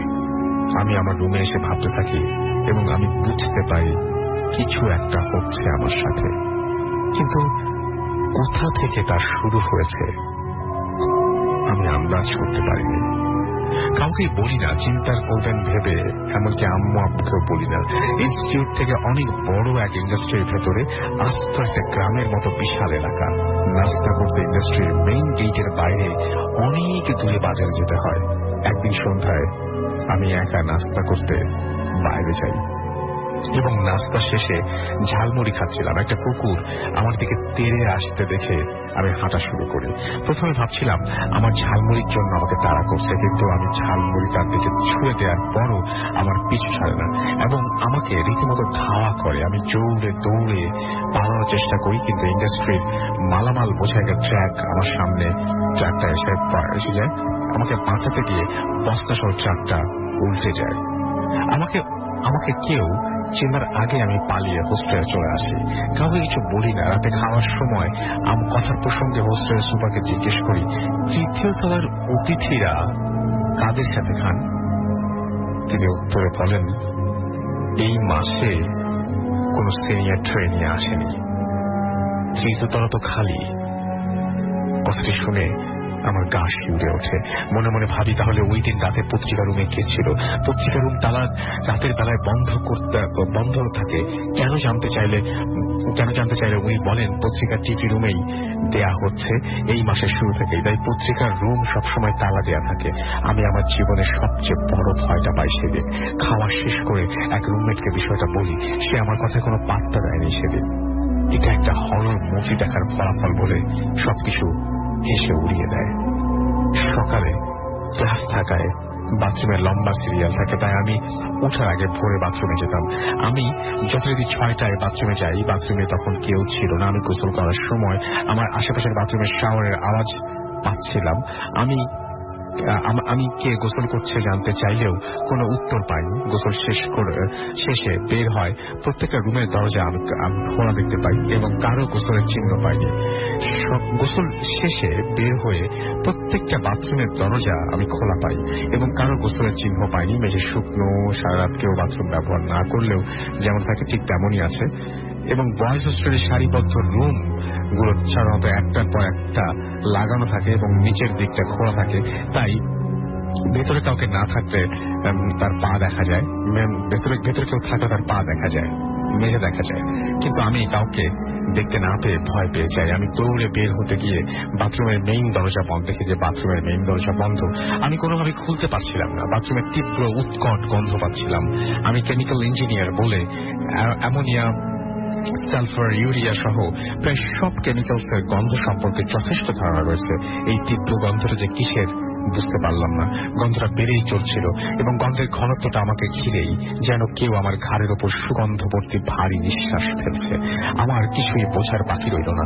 আমি বন্ধুদের ডাকার চেষ্টা করেও ব্যর্থ হলাম। আমি আয়াতুল কুরসি পড়তে শুরু করলাম এবং দরজায় লাথি দেওয়া শুরু করলাম। আমার লাথির শব্দে বাথরুমের দরজা বন্ধ। বাথরুমের পাশের রুমের বন্ধু বের হয়ে এসে দরজা খুলে দেয়। আমি দরজা লক থাকার কথা বলি, কিন্তু সে বলে দরজা লাগানো ছিল বাট লক ছিল না। গন্ধ পাওয়ার বিষয়টা বলি, কিন্তু সে কোনো গন্ধ পাচ্ছে না বলে জানায়। শনিবার সকালে এক্সাম ছিল, এক্সাম দিচ্ছি, প্রচুর ম্যাথ আসছে এক্সামে, কিন্তু কিছুতেই আমার ক্যালকুলেটর অন হচ্ছে না। আমার নতুন ক্যালকুলেটর অন হচ্ছিল না। ম্যাথ রিলেটেড এক্সাম বলে আমি কোনো কিছুই আমাকে ক্যালকুলেটর ধার দেয়নি কেউ। আমি এক্সাম খারাপ করি, এক্সাম শেষে ক্যালকুলেটর আপনা আপনি অন হয়। বিষয়টা কোনো ব্যাখ্যা দাঁড় করাতে পারলাম না। আমি ওখানকার কোর্স ইনস্ট্রাক্টর এবং ডিপার্টমেন্টের কোর্স টিচারকে সমস্ত বিষয়ে খুলে বলি। তারা আমাকে নিয়ে একটা গোপন মিটিং করে এবং ইনস্টিটিউটের স্বার্থে আমাকে সবকিছু গোপন রাখতে বলে। পরবর্তী সপ্তাহগুলোতে আমার আরো ভয়ঙ্কর কেটেছে এবং আমি বারবার মৃত্যুর হাত থেকে বেঁচে এসেছি, যা আমার বন্ধুরা কেউ জানে না, এমনকি আমার পরিবারও। একদিন এক এক ধরনের মৃত্যুর মুখোমুখি হয়েছি, খুব কষ্টে পরের সপ্তাহগুলো কাটাই, যার ফলে আমার রেজাল্টও খারাপ হয়। বিশ্ববিদ্যালয়ে ফিরে এলে আমাকে ডিপার্টমেন্টে জরুরি তলব করা হয় এবং ইনস্টিটিউট ডিপার্টমেন্ট ও আমার নিজের ক্যারিয়ারের সাথে সবকিছু গোপন রাখতে বলা হয়। ওখান থেকে চলে আসার পর আমার সাথে আর কোনো ঘটনা ঘটেনি। সবগুলো ঘটনা একসাথে ইমেলে লেখা সম্ভব নয়। আমার পরিচয় গোপন রাখার আশ্বাস দিলে পরবর্তীতে আমার সাথে ঘটে যাওয়া বাকি ঘটনাগুলো আমি শেয়ার করতে ইচ্ছুক।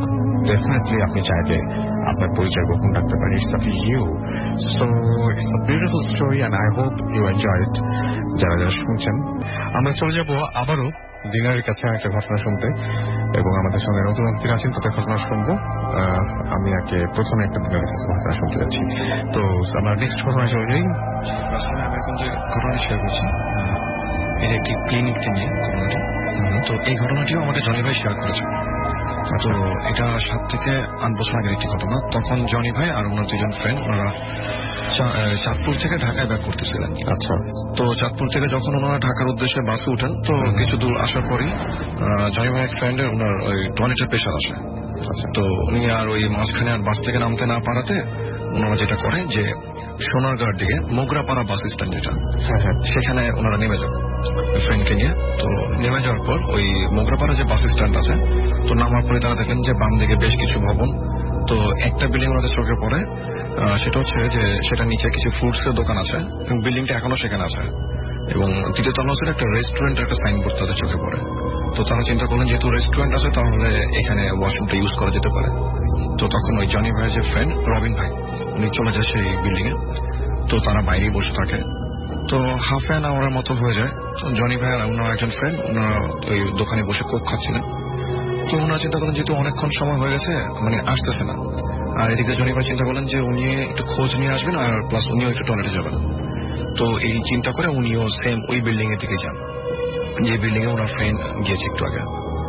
তো উনি যথারীতি সেই বিল্ডিং এ 2 তলায় যায়, গিয়ে দেখে যে সেখানে একটা রেস্টুরেন্ট।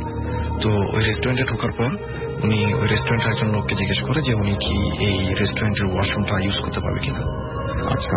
তো ওই লোক তাকে যেটা বলে যে আসলে এই ওয়াশরুম উনি ইউজ করতে পারবেন না, উনি চাইলে উপরে একটা ক্লিনিক আছে, তিনি ওই ক্লিনিকের ওয়াশরুম ইউজ করতে পারেন উপরে গিয়ে।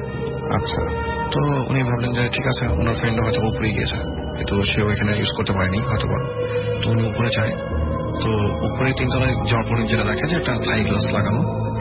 তো এই থাই গ্লাস সরিয়ে ভিতরে ঢোকার পর দেখে যে একজন লোক লাল একটা শার্ট এবং সাদা রঙের লুঙ্গি পরে বসে আছে সেই ক্লিনিকের মধ্যে। তো উনি তাকে গিয়ে জিজ্ঞেস করে যে এরকম উনি কি টয়লেটটা ইউজ করতে পারবেন কিনা। আচ্ছা। তো রাসেল ভাই জনি ভাই যেটা বলেন যে ওনার রেসপন্সটাই খুব একটু অস্বাভাবিক ছিল, যে উনি বলতেছেন যে টয়লেটটি তো ইউজ করবেন, করেন, মানে খুব গা ছাড়া একটা ভাব। তো ওনাকে আর মানে জনি ভাইকে আর দেখানো হয়নি যে কোন দিকে ওয়াশরুম বা টয়লেটটা কোন দিকে। তো জনি ভাই নিজেই হাঁটতে থাকেন। তো উনি হাঁটার সময় খেয়াল করলেন যে ওই ক্লিনিকের মধ্যে কোনো ওয়ার্ড বয় বা নার্স বা কোনো পেশেন্টের রিলেটিভ কেউই নেই, বেশ অন্ধকারাচ্ছন্ন একটা পরিবেশ। তো উনি ওই জাস্ট হাঁটতেছেন। তো হাঁটতে হাঁটতে উনি বেশ দূরে যাওয়ার পর দেখলেন যে হাতে ডান দিকে একটা দরজার মধ্যে রাখা আছে টয়লেট। তো উনি দেখতেছেন যে ভিতরে সুইচ, লাইটের সুইচ গুলো অফ করে। তো উনি বাইরে থেকে লাইটের সুইচ অন করেন। তো অন করার পর উনি দরজা ধাক্কা দিয়ে ভিতরে ঢুকেন। তো ভিতরে ঢোকার পর উনি দেখেন যে বাম দিকে 3টে কি 4টা টয়লেট আছে এবং ডান দিকে আরো 3-4টা টয়লেট এরকম আছে।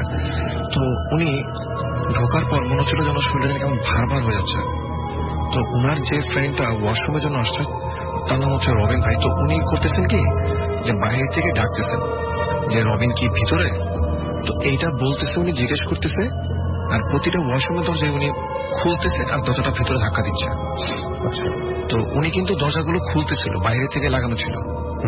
ওনার যদি ফ্রেন্ড ভিতরে থাকে তাহলে সেটার দরজা কিন্তু ভিতর দিয়ে লাগানো থাকছে। তো উনি বাইরে থেকে দরজা খুলতেছে, আগে জিজ্ঞেস করতেছে, তারপর ধাক্কা দিচ্ছে এবং ভিতরে কাউকে দেখছে না। আচ্ছা। তো এইভাবে করতে করতে ঠিক শেষের যে টয়লেটটা ছিল সেই দরজাটা উনি খোলার পর ধাক্কা দিয়ে উনি যেটা দেখে, উনি দেখে যে ওইখানে লো কমোডে মহিলা হবে উনি যেটা বলেন, চুল দেখে উনি গেস করেন যে মহিলার মতো কেউ একজন বসে আছে সেখানে। আচ্ছা। এবং লাইট কিন্তু বাইরে থেকেই প্রথমে বন্ধ ছিল, উনি কিন্তু লাইটটা অন করেন। আচ্ছা। ঢোকার সময় তো উনি দেখতেছেন একজন মহিলার মতো কে একজন বসা। তো জনি ভাই প্রায় 10 কি 15 সেকেন্ড এরকম সময় ধরে ওনাকে দেখতে থাকেন সেখানে দাঁড়িয়ে। হ্যাঁ, তো উনি দেখতেছেন যে মাথাটা পিছনের দিকে ঘুরানো ছিল কিনা উনি খেয়াল করেননি, কারণ চুলগুলো সব সামনের দিকে ছিল, এবং ওনার পার যে অংশটা এটা দেখে মনে হচ্ছে যে ব্যান্ডেজ করা, এবং হাতের অংশ থেকে মনে হচ্ছে যে পুড়ে যাওয়ার পর মানুষের স্কিন ফসকা পড়ে যাবে যেরকম, ঠিক ওই রকম ফসকা পড়ে ফেটে গেছে মাংসগুলো। আচ্ছা। তো এটা দেখার পর রাসেল ভাই উনি প্রায় 10-15 সেকেন্ড এটা দেখে, তো উনি সেখান থেকে দৌড় দিবে নাকি কি করবেন ততক্ষণে সেটা বুঝে উঠতে পারতেছিলেন না। তো যখন উনি বুঝতে পারলেন যে আসলে ওনার এখান থেকে মানে ভাগতে হবে বা চলে যেতে হবে, তখনই উনি রাসেল ভাই সেখান থেকে দৌড় দেয়। তো দৌড় দেওয়ার পর উনি যখন ফার্স্ট টাইম ঢুকে তেমন একটা সময় লাগেনি কিন্তু ওয়াশরুমে আসতে, বাট উনি বের হওয়ার সময় মনে হচ্ছে যে উনি দৌড়াচ্ছে বাট ফ্লোর শেষ হচ্ছে না। তো উনি দৌড়াতে দৌড়াতে একেবারে ওই যে লোকটাকে বসা যেখানে দেখছিলেন উনি সেখানে আসেন। সেখানে আসার পর দেখেন যে ওই লাল শার্ট পরা যে লোকটা ছিল সে তার দিকে তাকিয়ে মানে হাসতেছে। মনে হলো যে সে ব্যাপারটা মনে হয় আগে থেকে জানতো। আচ্ছা। তো তার মানে হাসিটা খুব অবাক ছিল। তো উনি কোনো কথা না বলেই সেখান থেকে সিঁড়িতে নিচের দিকে নামতে থাকে। আচ্ছা। তো আসলে নিচের দিকে নামার সময় উনি যেটা দেখলেন, যে লোকটাকে উনি ক্লিনিকে ঢোকার সময় দেখলেন, বেরোর সময় হাসতে দেখলেন, সেই লোকটাই সিঁড়ি দিয়ে উঠতেছে। আচ্ছা। মানে উনি যে তাকে কিছু জিজ্ঞেস করবে বা কি এরকম কোনো সাহস ছিল না তার মধ্যে। তুমি তাড়াতাড়ি দৌড় দিয়ে এসে নিচে এসে সেন্সলেস হয়ে যায়। আচ্ছা। তো তখন ওনার সেন্স ফেরার পর উনি ওনার ফ্রেন্ডকে জিজ্ঞেস করে, উনি প্রথমে ওনার ফ্রেন্ডকে জিজ্ঞেস করে যে সে কোন টয়লেটে গিয়েছিল। ওনার ফ্রেন্ড যেটা বলে যে ওই বিল্ডিং এর পিছনে সিঁড়ি দিয়ে উঠে এবং সে রেস্টুরেন্টের টয়লেটে যায়। আচ্ছা। সে উপরে গিয়ে দেখে যে উপরের ওই বিল্ডিং এর ওই পাশটায় কোনো ফ্লোর ছিল না, জাস্ট ছাদ ছিল। আচ্ছা। তো রাসেল ভাই এটা মানে শোনার পর ওরা সেখান থেকে চলে আসে। এই ছিল রাসেল ভাই ঘটনা। Thank you very much. আপনার পরবর্তী ঘটনার জন্য আমরা আমাদের পরবর্তী অতিথির কাছে যাব। তবে হ্যালো লিসেনার্স, আমি বাদশা, আমি এমইএস থেকে এসেছি। আমি আজকে যে ঘটনাটি বলতে এসেছেন এমইএস থেকে। আচ্ছা, এটা কোথায়? এটা ঢাকা ক্যান্টনমেন্ট। আচ্ছা আচ্ছা আচ্ছা আচ্ছা, তার বলেন। হ্যাঁ, আজকে আমি যে ঘটনাটি বলবো বিশেষ করে সেটা আমার না, মানে আমার বাসার পাশেই থাকতো ওর। আমি ঘটনায় চলে যাই আজ থেকে প্রায় 1 মাস আগে ঘটনাটি। আমি গ্রামের বাড়িতে গিয়েছিলাম 3 দিনের জন্য বেড়াইতে। তো গ্রামের বাড়ি থেকে আসার পরে আমি ঘটনাটি শুনতে পারি, আমার কাজিন আমার সাথে শেয়ার করেছে। তো এটা একটা রিয়েল ইভেন্ট যেটা আমি খুবই আগ্রহ ছিলাম যে ভূতের ফিল্মের মাধ্যমে আমি সবাইকে জানাবো। তো মূল ঘটনা হচ্ছে যে যার সাথে হয়েছে তার নামটা আমি এখন বলতে যাচ্ছি না, সামান্য একটু প্রবলেমের জন্য। আমরা ঘটনায় চলছে। হ্যাঁ প্লিজ। হ্যাঁ, তারপর যার কথা বলবো, যার ঘটনা ও সরকারি চাকরি করতো। তো সে মানে বেশিরভাগই তার নাইট ডিউটি থাকতো আর কি। তো নাইট ডিউটিতে প্রায় 2টা-2:30টার দিকে বাসায় পৌঁছাইতো। তো তার বাসা পৌঁছার যে রাস্তাটা সেটা একটু মানে প্রবলেম ছিল এটাই যে তার রাস্তার উপরে কোনো মানে লাইট ছিল না, অন্ধকার। তো প্রতিদিন এভাবে যেত আর কি। যাওয়ার পথে হঠাৎ একদিন আরেকটা কথা বলতে ভুলে গেছি যে তার যে বাসায় পৌঁছাতো ওই রাস্তার যাওয়ার পথে একটা বড় বট গাছ পড়ে আর সাথে একটা বড় কবরস্থান। তো সে যখন যাচ্ছে ওই দিন হঠাৎ একদিন তার সাথে এই বট গাছের নিচে একটা ভয়ঙ্কর অদ্ভুত একটা ইভেন্ট ঘটে। ও যখন সাইকেল দিয়ে যাচ্ছে ডিউটি শেষ করে, তখন হঠাৎ দেখতে পারে যে বট গাছের নিচে 5 থেকে 6 বছরের একটা ছেলে বাচ্চা কান্না করতেছে। তো সে হঠাৎ করে সাইকেল থামিয়ে সাইকেলের উপর বসে থেকে সে বলতেছে যে ছেলের নাম জিজ্ঞেস করলো, ছেলের অ্যাড্রেস সবকিছু জানলো। জানার পরে বলতেছে তুমি এত রাতে এখানে কেন, এই বট গাছের নিচে কান্না করতেছো? তো ছেলেটি জবাব উত্তর দিল যে আমার আব্বা মা আমাকে সন্ধ্যার সময় অনেক মারধর করেছে, তো আমি ভয়ে বাসা থেকে পালিয়ে আসছি। তখন ওই লোকটি বলতেছে তো তোমার বাসা কোন দিকে? তো ওই ছেলেটি আবার দেখা যাচ্ছে যে ওই লোকের যে বাসা যেই গলি দিয়ে যাইতে হয় ওই দিকে দেখা যাচ্ছে যে আমার বাসা ওই দিকে। তো ওই লোকটি বললো যে ঠিক আছে চলো তুমি আমার সাথে চলো, তোমার বাসায় পৌঁছে দিই। ছেলেটি অস্বীকার করলো যে না আমি এখন যাব না, যদি আমি যাই তো আমার আব্বা আম্মা আবার হয়তো আমাকে মারবে।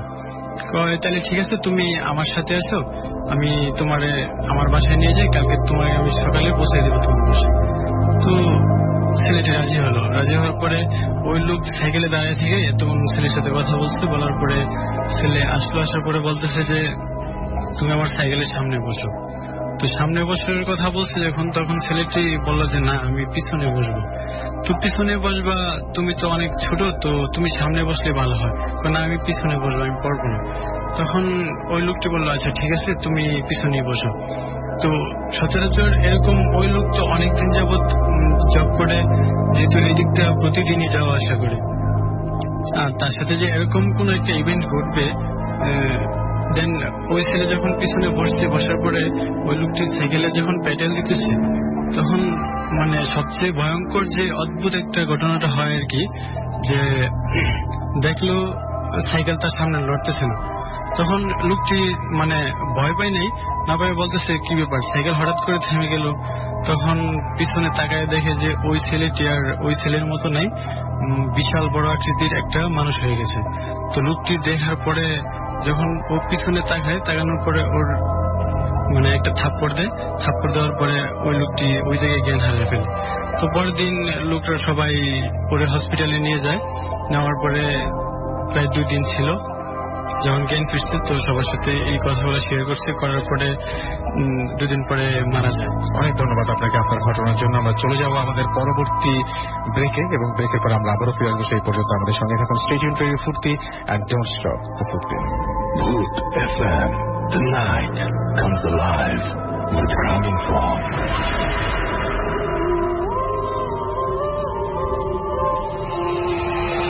Yes, the night comes alive with Coming From, and you're listening to Radio Fuerte 8.0 FM. আমি রাস্তাল আছি, সাথে আমার সাথে রয়েছে মাসুম অ্যান্ড ভুত এফএম টাইম এটা, এবং আমাদের সঙ্গে রয়েছে আরেকজন নতুন অতিথি। আপনার নামটা প্লিজ একটু বলুন, তারপর আপনার ঘটনা যাবো। আমরা খুবই কম টাইমের মধ্যে আছি, একটু এগিয়ে এসে কথা বলবেন। হ্যাঁ প্লিজ। হ্যালো লিসেনার্স, আমি মিরপুর থেকে অনেক। তো আমি আজকে যে ঘটনাটা শেয়ার করব সেটি আমার গ্রামের বাড়িতে ঘটা, যেটা ফরিদপুরের আলফাডাঙ্গা থানা বাজরা গ্রাম। তো ভাই আমার বাসাটা হচ্ছে মধুমতি নদীর পাড়ে। তো সময়টা ছিল 2011 সাল, আমার ডেটটা ঠিক মনে নাই, বাট সময়টা ছিল বর্ষাকাল। তো ভাই আমি ওখানে আমাদের নদীতে অনেক প্রচুর মাছ পাওয়া যাচ্ছিল। তো একদিন বিকালবেলা আমি যখন ক্রিকেট খেলতেছিলাম, তো আমার একটা ফ্রেন্ড মামুন আমাকে বলতেছিল যে দোস্ত আজকে, আমি তাকে একটু বলে দিই, ইন্টারেকশন দিয়ে দিই যে আমরা মাছ ধরার ঘটনাগুলো সাধারণত শুনি যে আমার বাবা বা অমুক বা তমুক, বাট আপনি এটা নিজে এক্সপিরিয়েন্স করছেন, রাইট? নিজের এক্সপিরিয়েন্স। তো মামুন আমাকে বলতেছিল যে আজকে রাত্রে আমরা মাছ ধরতে যাবো। তো ভাই যেহেতু গ্রামে অনেক মাছ পাওয়া যাচ্ছিল মধুমতি নদীতে, তো চিন্তা করলাম যে ওকে যাওয়াই যেতে পারে। তো ফ্রেন্ডকে বললাম যে ঠিক আছে যাবো। তো ওদিন রাত আনুমানিক 10টার সময় মামুন আমার বাসায় গিয়ে বলে যে চল বের হ। তো যেহেতু অনেক সময় মানে রাত হয়ে গেছিল, তো আমি কোনো কিছু চিন্তা না করে জালটা নিয়ে বের হয়ে যাই। তো বলে রাখা ভালো যে আমি ওদিন কোনো লাইট নিইনি হাতে। তো নদীর ধারে গিয়ে দেখি যে প্রচুর লাইট এবং আরো অনেকেই মাছ ধরতেছে। তো আমার ফ্রেন্ড ফার্স্টে জাল ফেলা শুরু করে। দেন যখন ও জাল ফেলা শুরু করে, আমি পিছন থেকে ব্যাগ নিয়ে দাঁড়িয়ে আছি। তো ও মানে অনেক সময় ধরে জাল ফেলতে থাকে। দেন আমরা মাছও পাচ্ছিলাম প্রচুর। আনুমানিক 1 থেকে 1.5 ঘন্টা পরে আমরা জাল ফেলতে ফেলতে আমাদের বাসা থেকে পশ্চিম দিকে একটা বিল আছে, বিলের দিকে যেতে থাকি। তো যে পরিমাণে মাছ পাচ্ছিলাম তাতে আমাদের পুরো ব্যাগটা ভরে যাওয়ার কথা ছিল, বাট ব্যাগটা আনফর্চুনেটলি ভরে নাই, অর্ধেকটা ছিল। তো আমার ফ্রেন্ড আমাকে বলছে কি এত মাছ ধরলাম, মাছ কি করছো? তো আমি বললাম যে মাছ তো এগুলাই, সব তো ব্যাগের ভিতরে রাখছি। তো যাই হোক আর কোনো কথা না বাড়ায় আরো আস্তে আস্তে আগাতে থাকি। তো আনুমানিক তখন 2টা বা 2:30 বাজে। তখন আমি আমার বাসা থেকে আর 3 কিলোমিটার দূরে। দেন আমার ফ্রেন্ড আমাকে বললো যে এবার তোর পালা, তুই জাল ফেলা শুরু কর। আমি বললাম ওকে। তো ফার্স্ট আমি যখন জাল ফেলি, ফার্স্ট টাইমেই আমি একটা বড় একটা কাতল মাছ পাই। তো আমার ফ্রেন্ডকে দেওয়ার পরে ও এটা ব্যাগে রাখে, এবং সেকেন্ড টাইম যখন আমি জাল ফেলতে যাবো ঠিক সেই মুহূর্তে দেখি বিলের ভিতরে মানে তখন বিলের পানি এবং নদীর পানিটা প্রায় সমান হয়ে আছে। তো পাশেই রাস্তা, তো রাস্তাটার শেষ পার আর নদীর পারটা একই। তো আমি ওই যখন বিলের উপরে যখন মাছটা আপনার লাফাচ্ছিল, তো ওইটাকে টার্গেট করে আমি জাল ফেলি। ফেলার পরে যখন জাল উঠাই মাছ নেই, জালে কিছুই নেই। দেন সেকেন্ড টাইম যখন আমি জাল ফেলতে যাব, তখন আমি চিন্তা করলাম যে এবার হাত দিয়ে ধরার চেষ্টা করব। দেন জাল ফেললাম, জাল ফেলার পরে মাছটাও পড়ছে জালের তলে। তো আমি হাত দিয়ে যখন মাছ ধরার চেষ্টা করতেছি পানিতে নেমে, তখন আমার ফ্রেন্ড ওর কোনো সাউন্ড পাচ্ছিলাম না বা ও কোনো কথা বলতেছিল না। দেন 4-5 মিনিট ট্রাই করার পর আমি আমার ফ্রেন্ডকে বললাম যে দোস্ত আমাকে একটু হেল্প কর, আমি পারতেছি না। দেন আমি ওর কোনো সাউন্ড পাচ্ছিলাম না, তো ওর দিকে তাকিয়ে দেখি যে ও ওই যে রাস্তাটার শেষ প্রান্তটা ছিল যেটা আপনার নদীর পাড়ে, ওইখানে বসে আছে, বসে মাছটা খাচ্ছে, কাতল মাছটা যেটা পেয়েছিলাম ওটা। তো হওয়ার পরে আমি জাস্ট তাকিয়ে হতভম্ব হয়ে গেছি। তো ওর দিকে ও আমার দিকে তাকালো, তাকানোর পরে ভাই যে বিদঘুটের চেহারাটা আমার সামনে পেয়ে উঠলো ভাই, আমি ফুল হতভম্ব। ওটা দেখলে এখন আমার খুব ভয় লাগে। তো চেহারাটা এরকম ছিল যে চোখটা অনেক বড় এবং লাল, আমার দিকে তাকিয়ে আছে। দেন ওর মুখ থেকে লালা টাইপের কিছু একটা পড়তেছে, ব্লাড ঠিক না, বেশ কালো। আর আমার দিকে তাকিয়ে একটা ভয়ঙ্কর কণ্ঠ বললো যে কিরে খাবি। জাস্ট এটা মানে সাউন্ডটা যখন আমার কানে আসলো যে খাবি, দেন আমি মানে কি করছি আমি নিজেও জানি না, আমি একটা দৌড় দিছি। দৌড় দেওয়ার পরে চলে আসছি, এরপরে আমার কিছু মনে নাই। তো ভাই পরের দিন সকালবেলা আমি যখন আমার ঘুম ভাঙে তখন দেখলাম আমার ফ্রেন্ড আমার পাশে, আমার বাবা আম্মু ছিল, দাদু ছিল। তো আম্মু বলতেছে কি হয়েছে রাতে তোর? তো বললাম যে আম্মু এই কাহিনী। তো আম্মু আমাকে বলতেছে যে তোকে তো রাস্তার পাশেই পাওয়া গেছে। দেন আমার ফ্রেন্ড বলতেছে তুই মাছ ধরতে কার সাথে গেছিস? আমি বললাম কেন তোর সাথে, তুই তো আমার নিয়ে গেছিস। আমি সব দোষটা ওর উপর চাপাচ্ছিলাম। তো আমার ফ্রেন্ড বলতেছে দোস্ত তোর কোথাও ভুল হইতেছে, আমি গতকালকে রাত্রে আনফর্চুনেটলি আব্বুর সাথে পাশের গ্রামে চলে যাই। দেন আমি তো বাড়িতে ছিলাম না। তো আম্মু আমাকে বললো যে তুই মাছ ধরছিস, পানিতে নামছিস, তো তোর শরীর তো ভিজা ছিল না, তোর শরীরটা ফুল শুকনা ছিল ভাই। তো ভাই আসলে মানে আমার স্পষ্ট মনে আছে যে আমি পানিতে নেমে, বিলের ভিতরে নেমে আমি হাত দিয়ে মাছ ধরি। বাট পরের দিন মানে ওই সময়টা নাকি আমার শরীরটা ফুল শুকনা ছিল। ইভেন আরেকটা ইন্টারেস্টিং ঘটনা, সেটা হচ্ছে আমি জালটা আমি ওখানে ফেলে রেখে এসেছিলাম, কিন্তু সকালবেলা আমি যখন বারান্দার দিকে তাকাই তখন দেখি আমার জালটা ওইখানে ছিল, ওই অবস্থাতেই ছিল। কোনখানে ছিল? আমাদের রুমের বারান্দায়, যেখানে থাকার কথা। ওকে, থ্যাংক ইউ ভেরি মাচ আপনার ঘটনার জন্য। এবং আমরা it's a very common story, but thing is যে এইরকম ভাবে আমরা পাই না, যারা খুব কমই পাই হয়তো, যারা সরাসরি এই ঘটনাটা এক্সপিরিয়েন্স করেছেন। সাধারণত এই টাইপের ঘটনাগুলো ঘটে থাকে বেশ আগে, এবং কারো দাদার আমলে, কারো দাদার আমলে, কারো বাবার আমলে, এবং তার দাদা বা বাবা এই ঘটনার এক্সপিরিয়েন্স করে থাকেন। বাট আমি যেটা মনে করতে পারি মানে it could be the first time যে একজনকে আমরা পেয়েছি who experienced this story, this incident আর কি, যেটা মানে এর আগে কখনো এভাবে হয়তো আমি পাইনি। তো যাই হোক, আমরা এখন চলে যাব আমাদের পরবর্তী অতিথির কাছে, এবং আমার কাছে তিনি ছোট একটা ঘটনা, একদম ছোট একটা ঘটনা তিনি শেয়ার করবেন। আমাদের হাতের সময় একেবারেই নাই, আমাদের এখন সাইন আউট করতে হবে, বাট ছোট একটা ঘটনা দিয়ে শেষ করতে চাই। বলেন আপনার ঘটনা, বলেন প্লিজ। আসসালামু আলাইকুম রাসেল ভাই, আমি হচ্ছি এসবি আলামিন হাসান। তো আমি আজকে যে ঘটনাটি বলবো সেটা আমার এক বড় আপুর কাছ থেকে শোনা। তো আপুটির নাম হচ্ছে পাপিয়া সুলতানা। তো উনি আমাকে এই ঘটনাটি বললো আর কি। তো ঘটনাটি ওনার দাদুর সাথে ঘটে। ওনার দাদুরা আগে একটা গ্রামে থাকতো, কিন্তু সেখান থেকে ওরা ময়মনসিংহে চলে যায়, ওখানে একটা জায়গা কিনে বাড়ি করে আর কি। তো ওই জায়গাটার দাম খুবই কম ছিল, সেই জন্য তারা তাড়াতাড়ি করে কিনে নেয়, এবং এক সময় মানে এই জায়গাটা শ্মশান হিসেবে ব্যবহৃত হতো, কিন্তু এখন আর হয় না। যার জন্য মানে লোক সবাই সাপোর্ট করলো যে জায়গাটা খুবই ভালো, কম দামে পয়সা কিনে নাও। তো উনিও সবার কথা শুনে জায়গাটা কিনে নিল। কিন্তু আসলে উনি যখন ওইখানে বাড়ি করলো, তারপর থেকেই ওনার প্রবলেম শুরু। ওই দাদুর অসুস্থতা আর ভালো হয় না, মানে নিয়মিত উনি অসুস্থ থাকে, কত ডাক্তার কবিরাজ দেখায়, কিন্তু ওনার আর অসুখ ভালো হয় না। তো এইভাবে চলতে থাকে, বাড়িতে সবারই কিছু না কিছু প্রবলেম হয়। তারপরে আপনার ওরা যখন রাত্রে ঘুমিয়ে থাকতো, বাইরে এরকম সাউন্ড হতো যে মনে হচ্ছে পাশে যে বাসজার সব বাসগুলো ভেঙে পড়ে যাচ্ছে, কিন্তু পরদিন সকালে গিয়ে দেখতো যে না, সব বাসটি ঠিক আছে আগের মতো। তারপরে আবার ওনারা শুনতো যে ঘরের দরজার সামনে দিয়ে বারান্দায় কেউ দৌড়াচ্ছে, হাঁটছে। তো ওনারা যখন দরজা করে দেখতো যে আসলে কেউ নাই। তো এরকম চলতে থাকার পর 5-6 দিন পর এই ওনার একটা মেয়ে মারা যায় আর কি, মানে বাড়ি করার 5-6 দিন পরেই।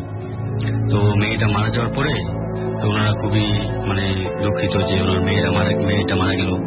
তো তারপরে আবার কিছুদিন পর, সপ্তাহখানেক পর, পাশের বাসার একজন এরকম মারা গেল। তো একজন কবিরাজ নিয়ে আসা হলো, যিনি মানে এইসব জিন বিষয়ে অনেক ভালো জানেন এবং হুজুর টাইপের লোক। তো উনি পুরো বাড়িটা ঘুরে দেখলো এবং বললো যে এই বাড়িতে কিছু প্রবলেম আছে, তো আপনারা এই বাড়িতে আসলে থাকতে পারবেন না, এখান থেকে চলে যান, এখানে থাকলে আপনাদের আরো ক্ষতি হতে পারে। তো তারপর থেকে দাদু এখান থেকে চলে আসে এবং ঢাকায় চলে আসে, ঢাকায় বাসা ভাড়া দিয়ে থাকে। তারপর থেকে দাদু এখন সুস্থ, ওনার আর কোনো অসুখ হয় না। তো রাসেল ভাই ছিল আমার। থ্যাংক ইউ ভেরি মাচ আপনার ঘটনার জন্য। আপনাকে অনেক অনেক ধন্যবাদ এবং আমাদের সঙ্গে থাকার জন্য, যারা এতক্ষণ পর্যন্ত আমাদের সঙ্গে আছেন আমাদের এই লাস্ট এপিসোডে, তাদেরকে অনেক অনেক ধন্যবাদ। তো যারা আমাদের সঙ্গে আছেন তাদের পুরাতন বছরটা যেমনই কাটুক না কেন, নতুন বছরটা অনেক শুভ হবে এবং যত অপূর্ণতা, যত অপ্রাপ্তি, সেগুলো প্রাপ্তি হয়ে আসবে নতুন বছরে, সেটাই আশা করব। সবার জন্য একটা নতুন বছরের অনেক অনেক অনেক অনেক অনেক অনেক অনেক অনেক অভিনন্দন এবং শুভেচ্ছা, এবং আশা করছি আজকের এই এপিসোডটা আপনারা সবাই এনজয় করেছেন। আজকের মতো এখানেই শেষ করতে চাই। কথা হবে আবারও আগামী সপ্তাহে। সেই পর্যন্ত সবাই ভালো থাকবেন, সুস্থ থাকবেন, সুন্দর থাকবেন, মোস্ট ইম্পর্টেন্টলি ফুর্তি থাকবেন। আজকের মতো এখানেই শেষ করছি। টাটা।